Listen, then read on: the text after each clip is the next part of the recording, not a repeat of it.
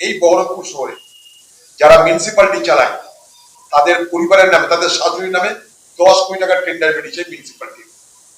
কে তার বিচার করবে? আমি নেতা, আমি মিউনিসিপ্যালিটির মালিক, আমার শাশুড়ির নামে 10 কোটি টাকার টেন্ডার বেরিয়ে যাচ্ছে। ওটা বহরমপুর শহর জুড়ে উন্নয়নের জোয়ারের নামে তৃণমূলের নেতার পকেটে পয়সার জোয়ার এসে গেছে।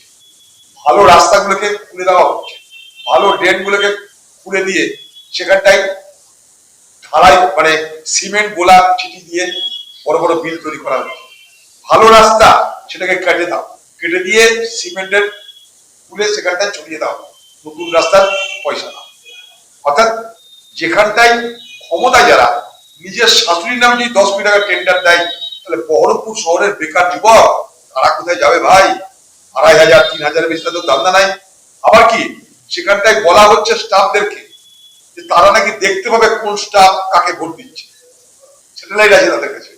অতএব হিসাব করে ভোট দেবেন, না হলে সবাইকে শিবানী আর গীতার মতন চাকরি খাওয়ার ব্যবস্থা করা।